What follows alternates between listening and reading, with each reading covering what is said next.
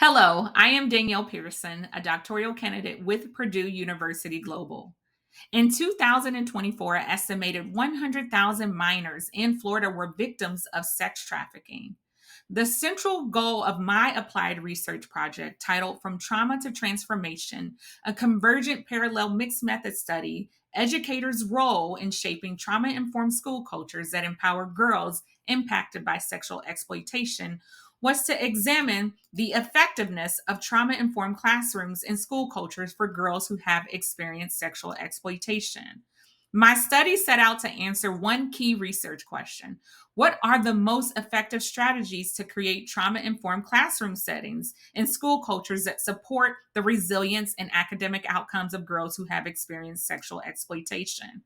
I worked from the belief, supported by the literature, that educators who utilize trauma informed practices such as building trust based relationships through restorative conversations in the classroom foster resiliency for girls who have experienced sexual exploitation. The literature review highlighted three key themes: impact of trauma, adverse childhood experiences, ACEs, disrupt learning, relationships, and well beings.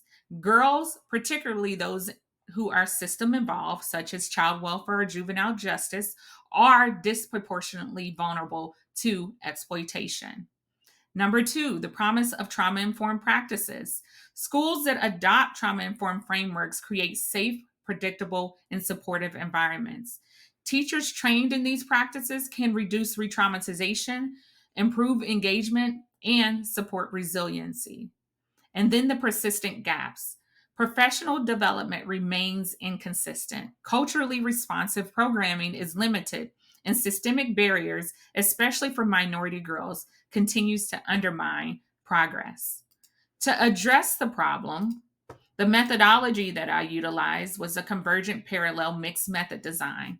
This approach allowed me to collect and analyze both quantitative and qualitative data simultaneously, giving equal weight to both. The quantitative data, I distribute a modified version of the Pennsylvania Department of Education's Trauma Informed Practices Survey to primary and secondary educators in Central Florida. 13 educators responded.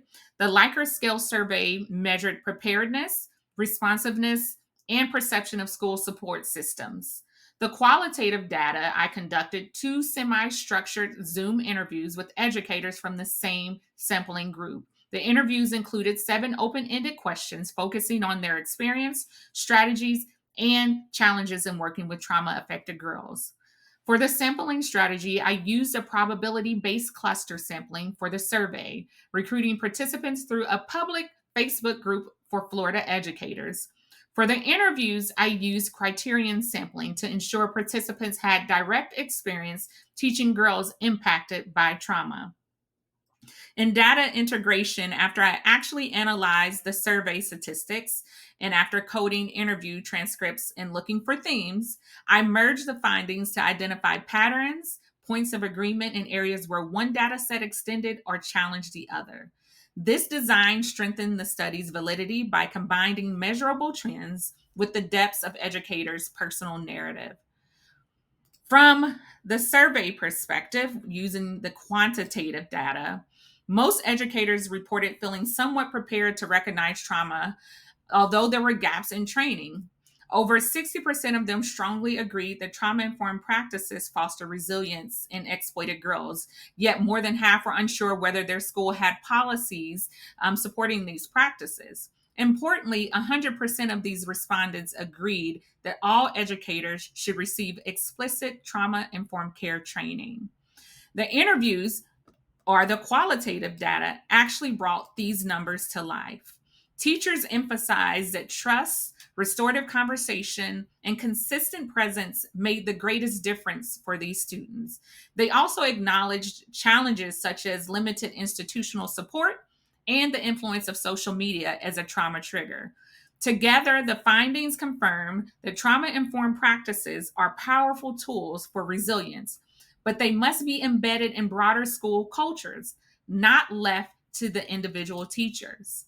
When we look at the interviewees, we see that interviewee A shared, what we've seen in that there are social media, that they're on social media in the evening, that all comes to school the next day, and it continues in this vicious cycle. They're not really present, as she identifies some of the challenges with social media. In conclusion, the study conducted concluded that trauma informed classrooms are not just effective, they are essential. By equipping educators with training, embedding systemic support, and fostering healing centered environments, schools can transform outcomes for vulnerable girls, both academically and emotionally.